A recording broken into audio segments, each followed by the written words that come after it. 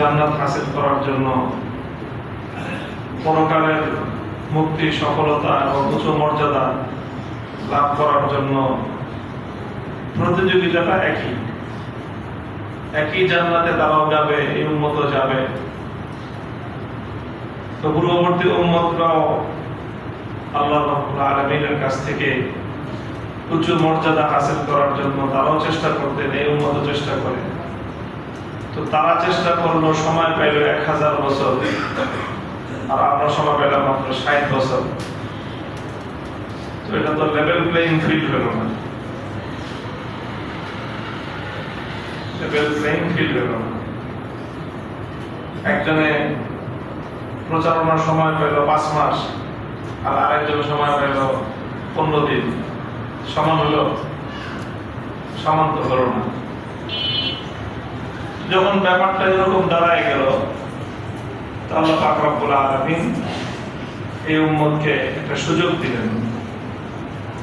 সেই সুযোগটা হলো যে তাদেরকে কিছু কিছু সময় এমন দিয়ে দিলেন যেই সময়টা ঘড়ির কাঁটা হিসাবে অল্প, ঘড়ির কাঁটা হিসাবে 24 ঘন্টা, কিন্তু সেই সময়ের মধ্যে আল্লাহ পাক রব্বুল আলামিন মর্যাদা এবং নেক আমল করার সুযোগ দিয়ে দিলেন। একদিনে যে 1000 মাসের চেয়ে বেশি নেক আমল উপার্জন করা যায়, এরকম কিছু রাত এবং কিছু দিবস সারা বছরের মধ্যে আল্লাহ পাক রব্বুল আলামিন এই উম্মতকে দান করেছেন। যেমন লাইলাতুল কদর দিয়েছেন, একটা রাত ইবাদত করলে 1000 মাসের চেয়ে বেশি ইবাদতের সওয়াব পাওয়া যায়। ইয়াউমে আরাফা, জিলহজ মাসের 9 তারিখ আল্লাহ পাক একটা দিবস দিয়েছেন, যে একদিন রোজা রাখলে 2 বছরের গুনাহ মাফ হয়ে যায়, 2 বছরের রোজা রাখার সমপরিমাণ সওয়াব পাওয়া যায়। ঠিক ওরকম একটা গুরুত্বপূর্ণ দিবস যার অনন্য ফজিলত রয়েছে, সেটি হলো আজকের যে দিবস ইয়াউমে আশুরা, জিলহজ মাসের মুহররম মাসের 10 তারিখ। কানা আশুরা ইউসামু ক্বাবলা রমাদান ফালাম্মা জাআ রমাদান মান শাআ সামাহু ওয়া মান শাআ আফতার। ইসলামে প্রথমে এই আশুরা রোজা রাখা ফরজ ছিল। যখন রমজানের রোজা ফরজ হলো, আশুরা রোজাটা এটা সুন্নত হয়ে গেল। কেউ চাইলে রাখতে পারে, কেউ চাইলে ভাঙতে পারে। তবে এই রোজা যারা রাখেন তারা অনেক ফজিলত হাসিল করেন। 1 বছরের অন্তত নফল রোজার সমপরিমাণ সওয়াব এই একদিনের রোজার মধ্যে রয়েছে। এই একটা দিনের মধ্যে আরেকটা গুরুত্বপূর্ণ শিক্ষা রয়েছে।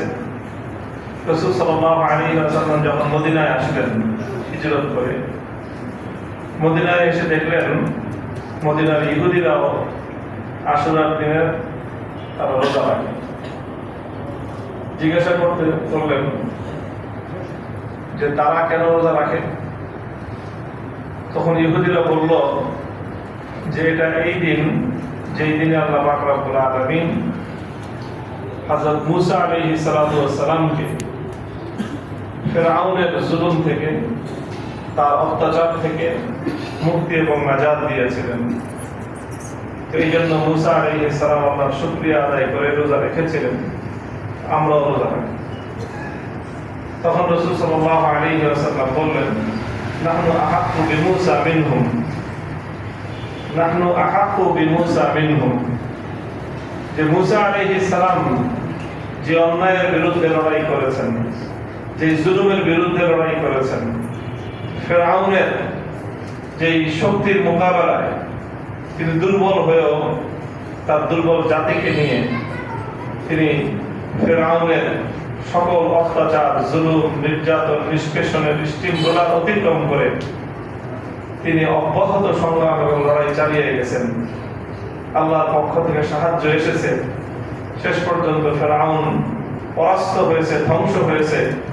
মুসা আলাইহিস সালাম তার উম্মতকে নিয়ে মুআজিজার মাধ্যমে, আল্লাহর কুদরতের মাধ্যমে সমুদ্রের তলদেশ দিয়ে আবিষ্কৃত 12টা রাস্তা ধরে তিনি সমুদ্র পাড়ি দিয়েছেন, আর ফেরাউন তার সদল বলে সেই সমুদ্রের পানির মধ্যে নিমজ্জিত হয়ে ধ্বংস হয়ে গিয়েছে। ঐতিহাসিক এই ঘটনার স্মরণে মুসা আলাইহিস সালাম রোজা রেখেছেন, তার অনুসারীরা রোজা রাখে। আল্লাহ নবী বললেন যে আমি এবং আমার উম্মত আমরা হলাম মুসা আলাইহিস সালামের এই সংগ্রাম, এই সত্যের অনুসরণ, মিথ্যার বিরুদ্ধে এই লড়াইয়ের ক্ষেত্রে আমরা হলাম মুসা আলাইহিস সালামের সবচেয়ে অধিকতর উপযুক্ত অনুসারী আমরা। কারণ আমাদেরও একই মিশন, আমাদেরও একই লড়াই, আমাদেরও একই পথ। যেখানেই অন্যায়, যেখানেই জুলুম, যেখানেই অত্যাচার, আমরা সেই অন্যায় অত্যাচারের বিরুদ্ধে, মিথ্যার বিরুদ্ধে আমরাও এরকম আমরণ লড়াই করব এবং সংগ্রাম করব।